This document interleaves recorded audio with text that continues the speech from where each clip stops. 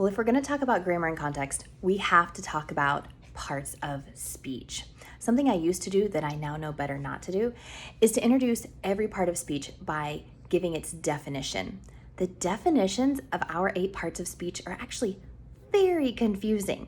And instead, rather than focusing on a definition and getting students to memorize that definition, that a noun is a person, place, thing, or idea, is that you root those parts of speech in examples. Nothing but examples, tons of examples, so many examples that they are able to fully understand, oh, okay, that's what a noun is. Because when you think about it, some of the definitions just don't really fit, but we've been saying them for so long and we expect that they learn them in elementary school that it's just something natural that we do. We say a noun is a person, place, thing, or idea. Well, think about the words jumble, collection, haste, carelessness. If I gave those words to a middle schooler, do you think they would say, oh yes, well, based on the definition of a noun, person, place, thing, or idea, I can tell that those are all nouns? No.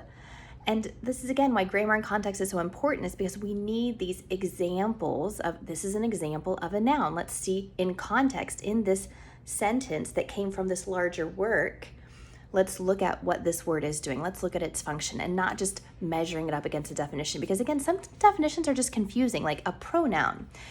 We tell students it's a word that replaces a noun.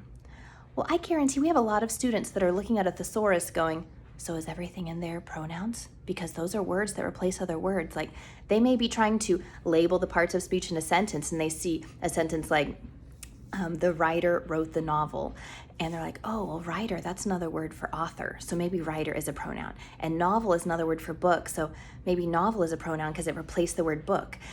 Students get genuinely confused because of these definitions we're feeding them, and we think that this is what's going to help them. Same thing with prepositions. Guys, every year I tell my students, well, what do prepositions do? They show relationship. Well, guys, that's what every part of speech does, right? Every part of speech, every word out there is meant to show relationships between the other words.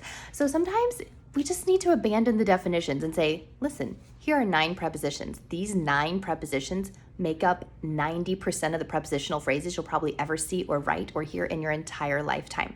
So let's learn these 9 prepositions. This is what you need to know. These are 9 examples of prepositions. I know as much as we want them to learn the song that's really cute that has all 60 prepositions, and I used to tell my students when we did prepositions, by the end of 7th grade, you will have all 65 of these prepositions on this list memorized. And I took pride that they went on to 8th grade and they knew all 65. But in the end, did they really know what a preposition did? Did they know its function in a sentence? Could they use it well? And that's what we want, right? So when it comes to parts of speech, if you're really, truly being faithful to grammar and context, you're going to ditch the definitions, not focus on those, but focus primarily on examples, examples, examples.